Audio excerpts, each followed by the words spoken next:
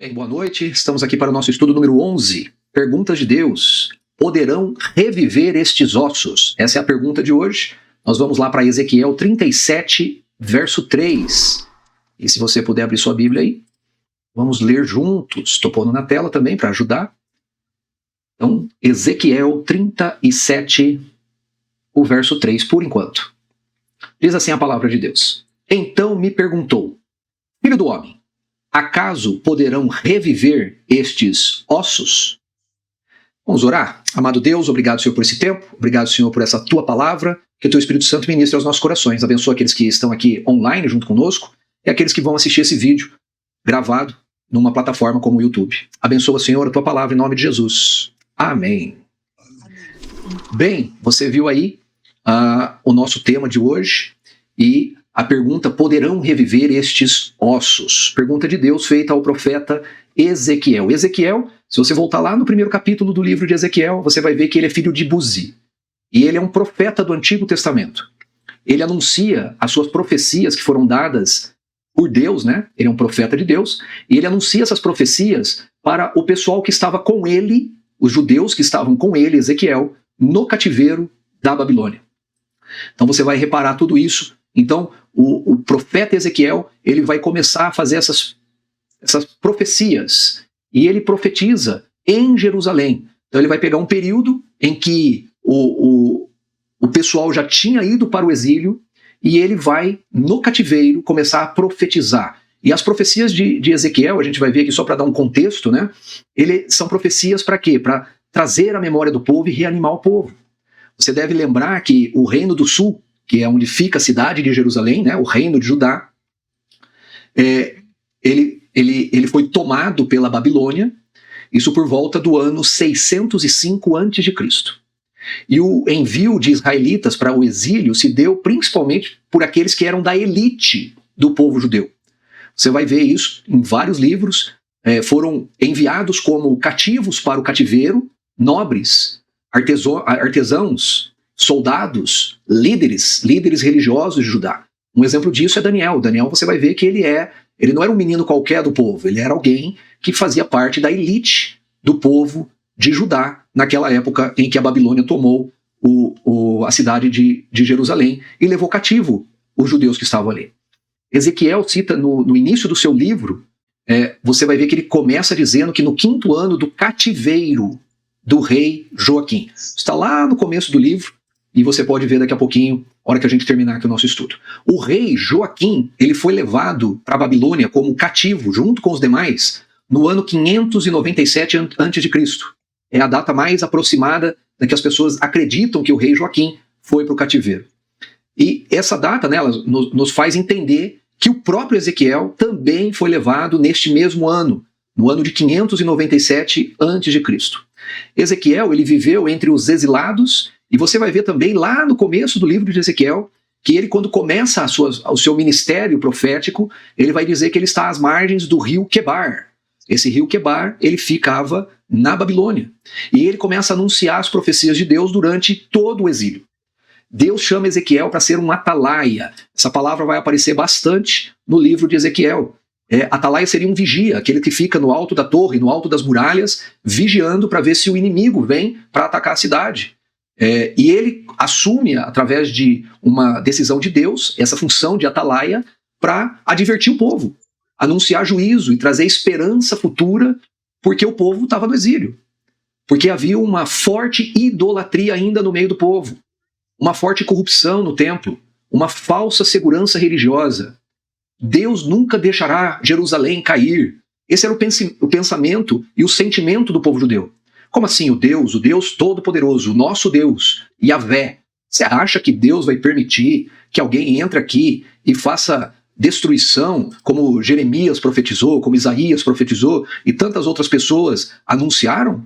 O povo judeu, ele tinha assim certo no seu coração de que isso nunca ia acontecer. Como que pode? Como é que Deus pode deixar Jerusalém cair na mão de ímpios? Esse era o sentimento. E também existiam ali falsos profetas, enganadores do povo.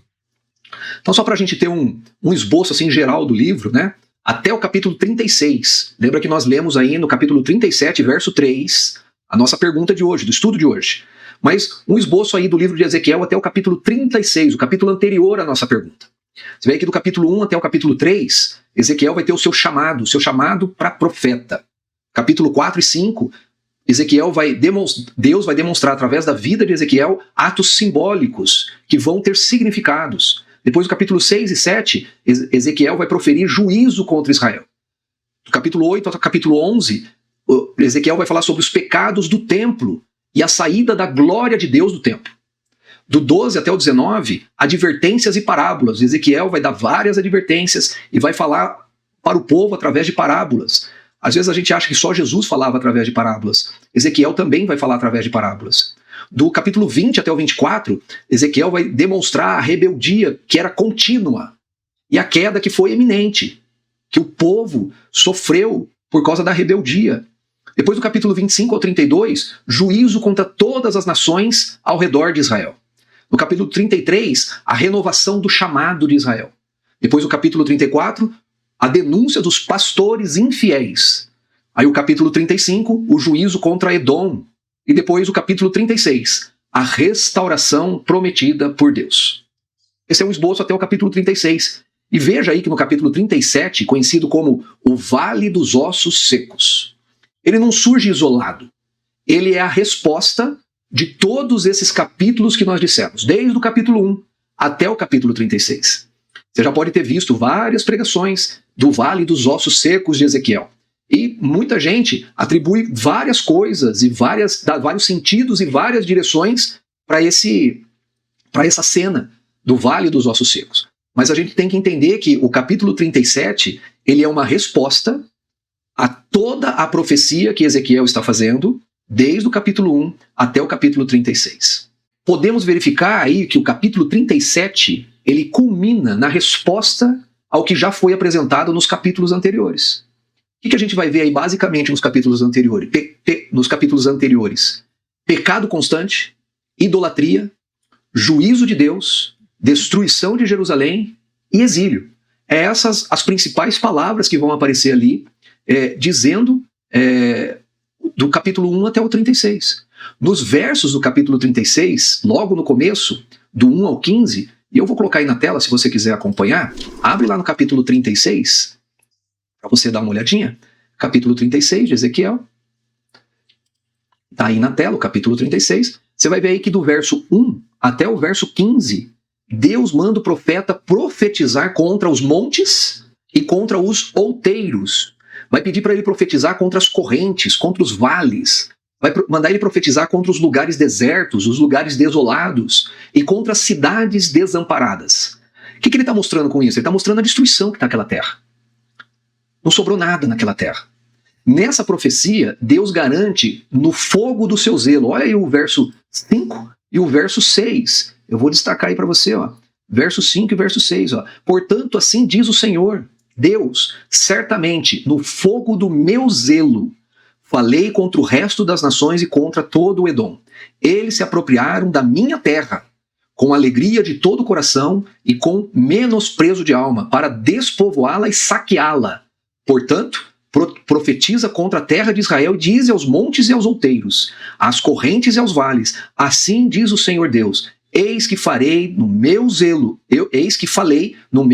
e no meu furor, porque levaste sobre vós o opróbrio das nações. Você vê aí que ele está mostrando para a gente que a terra está desolada. E Deus vai garantir no fogo do seu zelo que isso vai mudar. Isso vai mudar. Vou voltar lá, olha o verso 10. O verso 10, um pouco mais para frente, ele diz o seguinte, multiplicarei homens sobre vós, e toda a casa de Israel, sim, toda, as cidades serão habitadas, e os lugares devastados serão edificados. Olha aí também o verso 11, ó. Multiplicarei homens e animais sobre vós, e eles se multiplicarão e serão fecundos. Fá-los-ei habitar-vos como dantes, e vos tratarei melhor do que outrora. E sabereis que eu sou o Senhor. Que interessante isso, né? E que eles seriam fecundos, que todos os recursos daquela terra cooperaria para que esses novos israelitas que fossem habitar aquela terra fossem bem tratados e muito melhor tratado do que era antes. Bem, em resumo, né? Em resumo aí, apesar de fisicamente os israelitas estarem vivos e no exílio, o Israel de Deus estava espiritualmente morto. Morto. Terra desolada, cidades sem ninguém, montes e outeiros, só destruição. A morte espiritual de Israel não trouxe prejuízo somente aos israelitas, mas trouxe também prejuízo para Deus. Como assim? Como que Deus pode ter um prejuízo? Porque Deus teve que executar um juízo contra esse povo. Olha que coisa! Veja aí os versos, eu vou voltar um pouquinho ali, ó, dos versos de 20 a 24. Vou marcar aí para vocês na tela, para vocês verem. Do 20 até o 24, ó. Em chegando as nações para onde foram, profanaram o meu santo nome. Pois dele se dizia, são estes o povo do Senhor, porém tiveram que sair da terra dele. Mas tive compaixão do meu santo nome, que a casa de Israel profanou entre as nações para onde foi. Dize, portanto, a casa de Israel, assim diz o Senhor Deus, não é por amor de vós que eu faço isso, ó casa de Israel, mas pelo meu santo nome, que profanastes entre as nações para onde fostes. Vindicarei a santidade do meu grande nome, que foi profanado entre as nações, o qual profanastes no meio delas. As nações saberão que eu sou o Senhor, diz o Senhor Deus, quando eu vindicar a minha santidade perante elas. Tomar-vos-ei de entre as nações, e vos congregarei de todos os países, e vos trarei para a vossa terra. Que interessante isso. Deus promete que Israel será restaurado. E essa restauração terá impacto como uma grande purificação. Uma grande purificação. Volto lá para a gente ver mais uma vez a continuação, só o verso 25. O verso 25 diz assim, ó. Então aspergirei água pura sobre vós, e ficareis purificados de todas as vossas imundícias, e de todos os vossos ídolos vos purificarei. Você vê aí o desafio de Deus.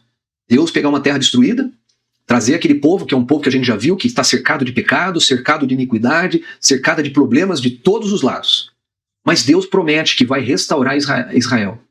Deus promete que vai fazer uma restauração. E essa restauração terá impacto com uma grande purificação. E ele vai dizer, com um novo coração e um novo espírito. Vou voltar lá, ó, continua vendo aí o 26 e o 27. Olha lá. Dar-vos-ei coração novo, e porei dentro de vós espírito novo. Tirarei de vós o coração de pedra, e vos darei coração de carne. Porei dentro de vós o meu espírito, e farei que andeis nos meus estatutos, guardeis os meus juízos, e os observeis. Que coisa! Você vê aí como Deus, no capítulo 36, ele faz uma promessa gigantesca. E chegamos no capítulo 37. Feito esse pano de fundo do capítulo 1 até o 36, e mais especificamente o capítulo 36, inicia o capítulo 37. Inicia com o capítulo 37 com Deus levando Ezequiel e deixando ele no meio de um vale. Mas não é um vale qualquer. É um vale que, aonde Ezequiel olha, ele vê ossos. E esses ossos, eles estão numerosos. É muito osso. E uma outra característica muito importante é que eles estão sequíssimos. Eles não estão só secos. Eles estão sequíssimos. Esses ossos já estiveram vivos. Eram ossos de humanos, ossos de pessoas. E esses ossos já estiveram vivos. Então Deus faz a pergunta do nosso estudo de hoje. Ele pergunta para Ezequiel, Ezequiel, você escutou tudo que eu falei no capítulo 36? Você prestou atenção, Ezequiel? Você aí que está me vendo agora, me vendo e ouvindo. Você prestou atenção no capítulo 36? Você prestou atenção no que Deus falou? E aí ele pergunta para Ezequiel, filho do homem, para deixar claro, nós somos filhos do homem, nós somos humanos. Nós também temos esses ossos. Filho do homem, acaso poderão reviver esses ossos? Interessante, né, que Deus faz essa pergunta, e a gente já sabe, nessa série de estudos que estamos fazendo, que as perguntas de Deus, elas são perguntas para fazer a gente pensar. Do ponto de vista humano e biológico, a resposta é um óbvio não. Não. Não dá para fazer isso aí, Deus. Não dá.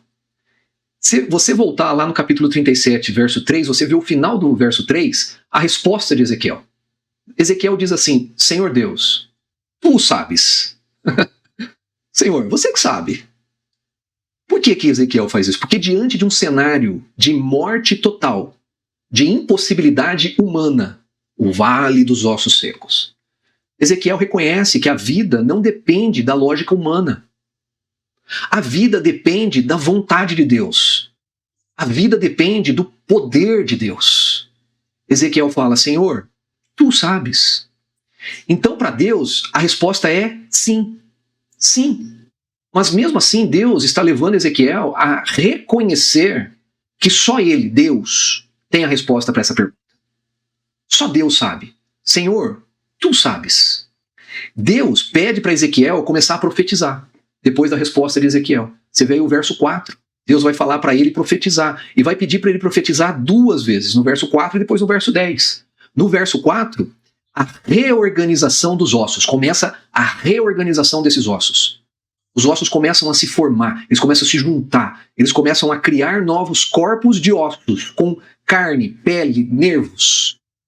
E no verso 10, você vai ver que Deus pede para ele profetizar de novo, só que agora ele pede para profetizar o assopro do Espírito sobre aqueles corpos, para que eles tivessem vida. Isso é interessante, porque quando a gente lê a Bíblia em português, vocês sabem disso, né?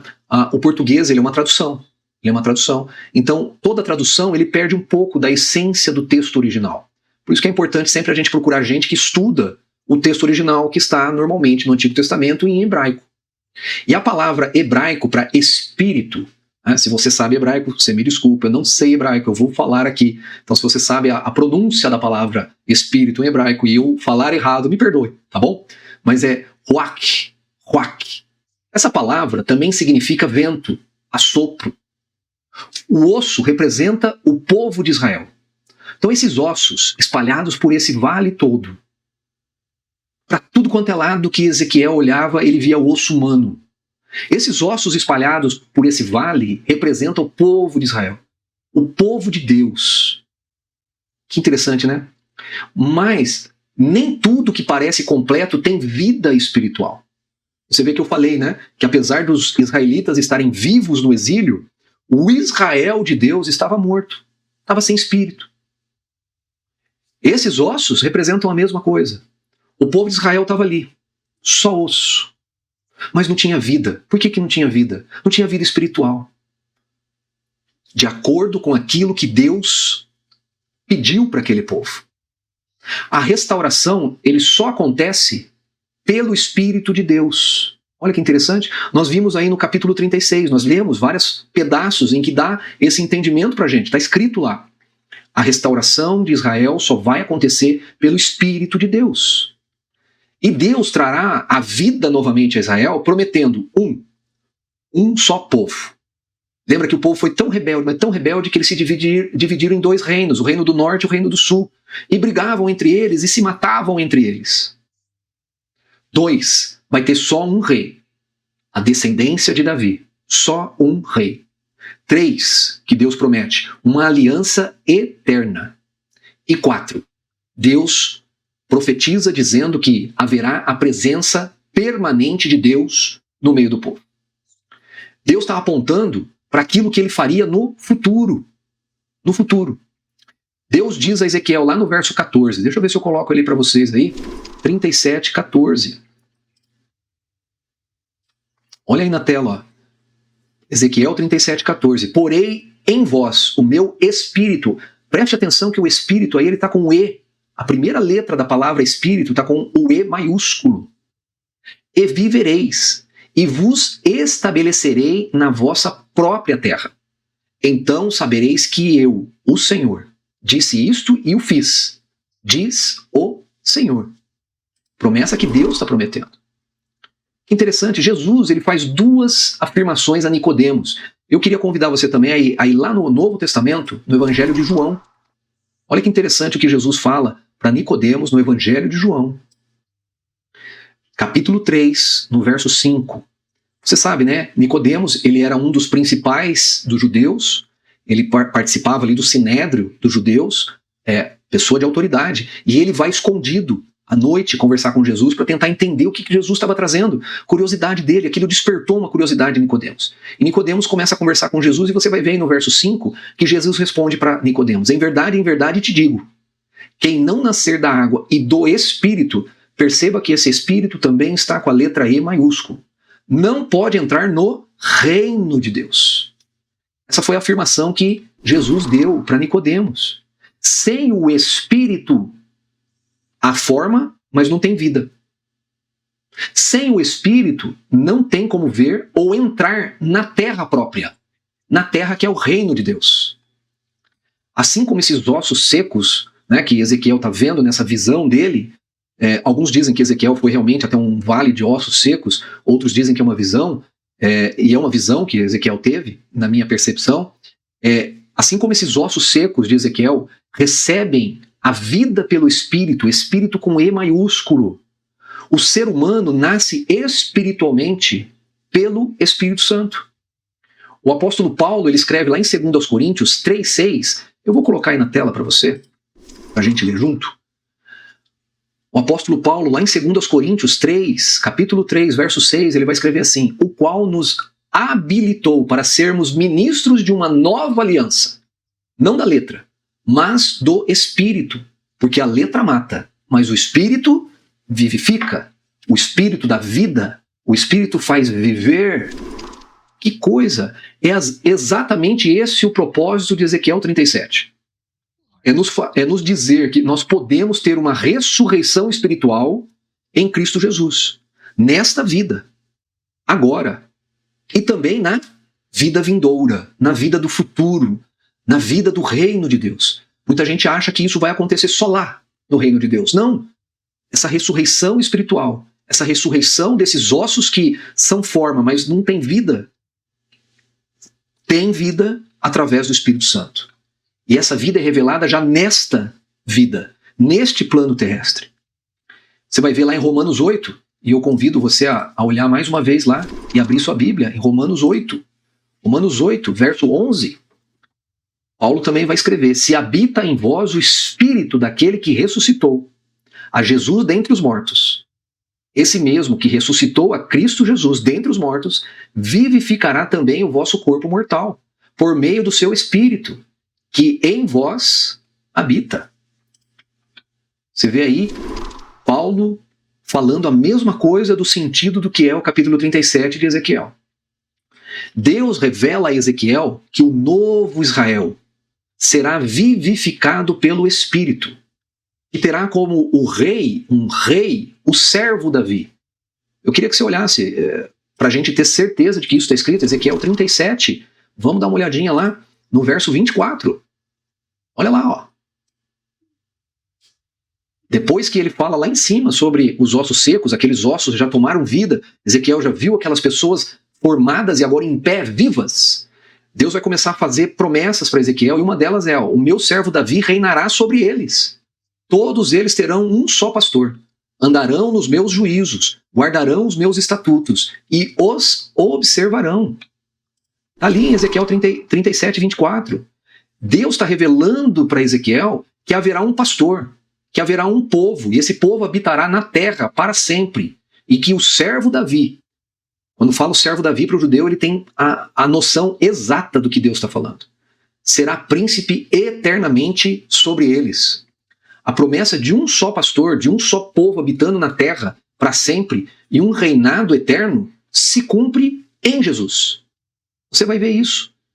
Jesus falou lá em João 10, eu vou pedir para você dar uma olhadinha também lá no Novo Testamento, João 10.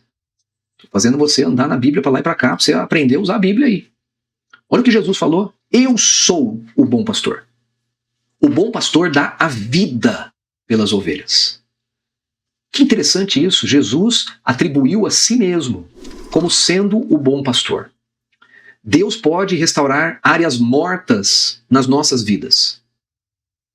A estrutura sem o Espírito não gera vida espiritual. A esperança nunca está perdida em Deus. A verdadeira vida, ela vem através do Espírito Santo. Por isso que a palavra de Deus pede, implora e orienta que a gente busque o Espírito Santo. Buscai, enchei-vos pelo Espírito. Enchei-vos pelo Espírito. Em Cristo, nós somos reunidos e restaurados. Você vê aí que Ezequiel 37 não é apenas sobre Israel. Não sei se você já percebeu.